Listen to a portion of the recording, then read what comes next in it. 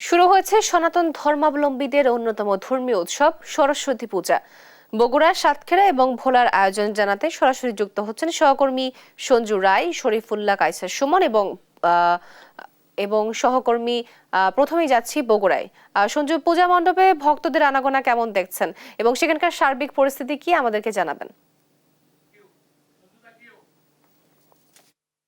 ঢাকের বাদ্য আর শঙ্খধ্বনিতে কিন্তু প্রতি বছরের ন্যায় আজ বগুড়ার মন্দিরগুলোতে কিন্তু উদযাপন করা হচ্ছে এবং পূজার আয়োজন করা হয়েছে। বিদ্যা, জ্ঞান এবং সঙ্গীতের দেবী সরস্বতীর পূজা ইতিমধ্যেই কিন্তু ভোর থেকেই পাড়া মহল্লার যে মন্দিরগুলো রয়েছে সেগুলোতে কিন্তু পূজা সম্পন্ন হয়েছে।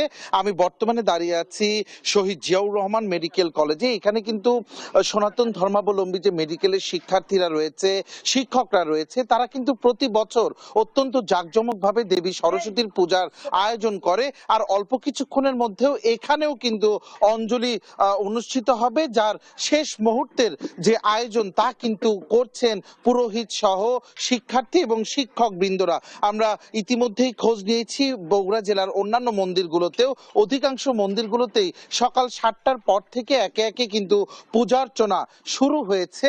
বিদ্যা, জ্ঞান এবং সঙ্গীতের দেবী সরস্বতীর পূজাতে কিন্তু প্রতি বছরই কোনো ঘাটতি থাকে না। শিক্ষার্থীরা তাদের ভক্তি ভরে বিদ্যার দেবীর পূজা করেন সারা বছর নিজেদের মেধা, মনন এবং শিক্ষাকে এগিয়ে নিয়ে যাওয়ার জন্য। আমরা একটু সরাসরি কথা বলবো এই সজিমেক পূজা আয়োজক কমিটির সাধারণ সম্পাদক সহকারী অধ্যাপক ডাক্তার পল্লব কুমার সেনের সাথে।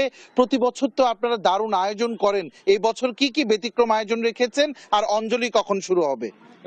ধন্যবাদ সঞ্জু। আমাদের অঞ্জলি শুরু একটু পরেই হবে, যেহেতু সকাল 10টা 27 পর্যন্ত আমাদের পঞ্চমী তিথি রয়েছে। 10টা 27-এর মধ্যে আমাদের শেষ করতে হবে। আজকে আমাদের সারা দিন ব্যাপী আমাদের প্রোগ্রাম আছে, অঞ্জলি হবে, এরপরে বিকালে সাংস্কৃতিক অনুষ্ঠান আছে। এটাই অন্যান্য বাড়ির চেয়ে এবার আয়োজন হয়তো আর একটু বেশি, আমাদের আয়োজন আরো বেশি। সারাদিন আমরা প্রসাদ বিতরণ করবো প্রায় 1000 থেকে 1200 জনের মধ্যে। স্টুডেন্টদের পরীক্ষা চলতেছে, এই জন্য উপস্থিতি একটু কম। পরীক্ষা শেষ হয়ে গেলে অনেকে বাসায় চলে যায়, এইভাবে উপস্থিতি একটু কম, কিন্তু আয়োজন গতবারের চেয়ে আমাদের এবার আরো ভালো।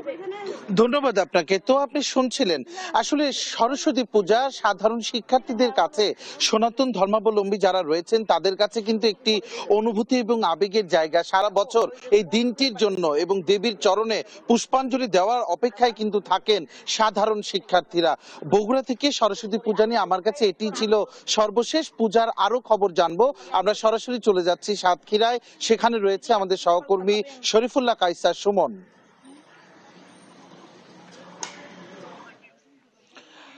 সঞ্জু, বগুড়ার উত্তর থেকে সাতক্ষীরা দক্ষিণ, পূর্ব থেকে পশ্চিম, মা দেবী সরস্বতী, শিক্ষা, জ্ঞান ও ললিত কলার দেবী সরস্বতীর আরাধনায় মেতেছে সারা পৃথিবীর। জ্ঞান এবং বিদ্যায় যে আগ্রহী এবং জ্ঞান অন্বেষণে সেই বিদ্যার্থীরা আজকে দেখতে পাচ্ছেন, আজকে শত শত শিক্ষার্থীরা আজকে মিলিত হয়েছে এই যে বিষ্ণুপুর প্রাণকৃষ্ণ মেমোরিয়াল মাধ্যমিক বিদ্যালয় প্রাঙ্গণে, যেখানে এই 30 বছর ধরে আয়োজন করা হচ্ছে বন্ধুমহল ক্লাব আয়োজিত আজকের এই সরস্বতী পূজার যে আয়োজন। আমি এখানে এই যে মায়ের আরাধনায় এসেছে একটা শিশু বিদ্যার্থী, আমি তার সাথে কথা বলছি। তুমি কেন এসেছো? নমস্কার, আমি এখানে এসেছি মা সরস্বতীর কাছে বিদ্যা বুদ্ধি চাইতে, মা সরস্বতীর আরাধনা করতে।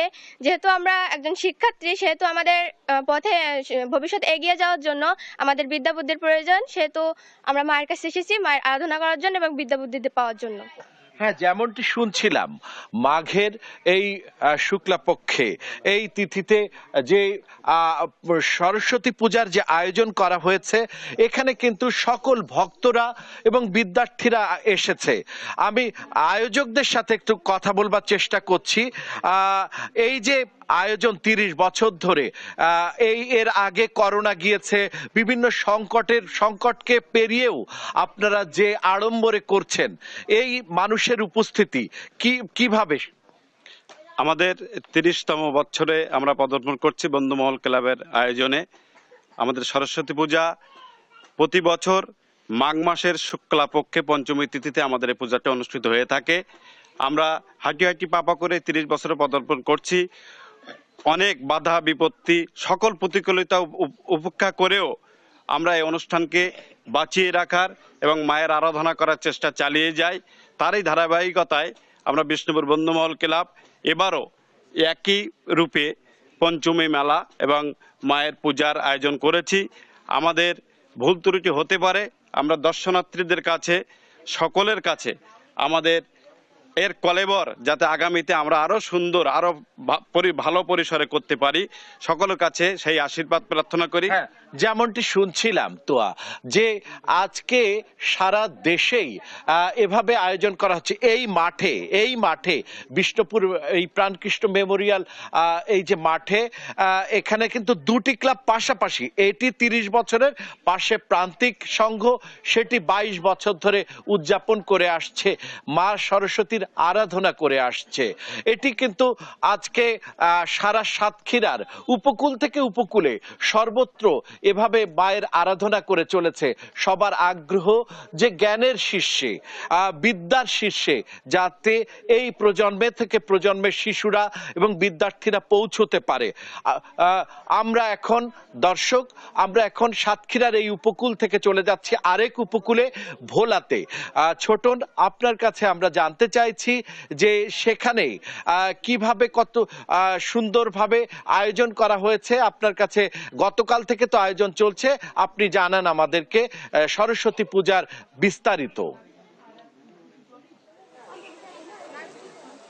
আপনি যেমনটি বলছিলেন, প্রতি বছরের মতো মাঘ মাসের শুক্লা পক্ষের পঞ্চমী তিথিতে সনাতন ধর্মাবলম্বীদের এই সরস্বতী পূজা অনুষ্ঠিত হয়ে থাকে। এবছরও তার ব্যতিক্রম হয়নি। আমরা রয়েছি বাপ্তা সেবা সংঘ মন্দিরে। এখানেও একটু আগে কিন্তু অঞ্জলি প্রদান শেষ হয়েছে এবং পরবর্তীতে আবারও অঞ্জলি প্রদান শেষ হয়েছে। যেহেতু ভক্ত পুণ্যার্থীদের সংখ্যা বেশি, তো সেই হিসেবে ধাপে ধাপে কিন্তু অঞ্জলি প্রদান করা হচ্ছে। শুধুমাত্র যে মন্দিরগুলোতে পুজো হচ্ছে এমনটি নয়, ব্যক্তিগত পর্যায়ে হচ্ছে, একই সাথে সার্বজনীন পর্যায়ে হচ্ছে এবং একই সাথে বিভিন্ন শিক্ষা প্রতিষ্ঠানগুলোতে আমরা দেখেছি সরস্বতী পূজার আয়োজন রয়েছে। এবং এটি হচ্ছে বিদ্যার দেবী এবং এই বিদ্যার দেবী বিদ্যার কাছে ভক্তরা পুণ্যার্থীরা প্রার্থনা করেন বিদ্যা এবং জ্ঞানের জন্য। আমরা একজন পুণ্যার্থীর সাথে কথা বলবো, জানতে চাইবো তার কাছে আপনি মায়ের কাছে কি প্রার্থনা করেছেন।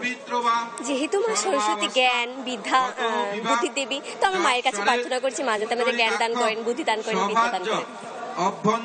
কেমন লাগছে? অনেক ভালো লাগছে। আসলে প্রত্যেকটা বছরই আমরা এই দিনটার জন্য অপেক্ষা করে থাকি, মা এই দিনটাতে পৃথিবীতে আসেন।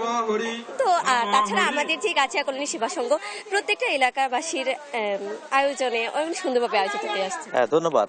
যেমনটি শুনছিলেন, আসলে অঞ্জলি নিতে পেরে এবং এই পূজায় অংশগ্রহণ করতে পেরে কিন্তু ভক্ত পুণ্যার্থীরা কিন্তু অনেকটাই সন্তুষ্ট, অনেকটাই তারা খুশি। এবং আমরা দেখেছি অন্যান্য যে মন্দির রয়েছে এবং শিক্ষা প্রতিষ্ঠানগুলো রয়েছে সেখানেও কিন্তু ভক্ত এবং পুণ্যার্থীদের ঢল নেমেছে। এবং যেহেতু সরস্বতী বিদ্যা এবং জ্ঞানের দেবী, সেখানে শাস্ত্রে রয়েছে তিনি যেহেতু জ্ঞান দান করেন, এজন্য কিন্তু যারা ভক্ত রয়েছেন তারা কিন্তু অধিক জ্ঞান অর্জন করতে পারবেন এবং তারা সুন্দরভাবে বসবাস করতে পারবেন এবং তাদের যে বিদ্যার যে আলো সেটি কিন্তু সর্বত্র তারা ছড়িয়ে দিতে পারবেন।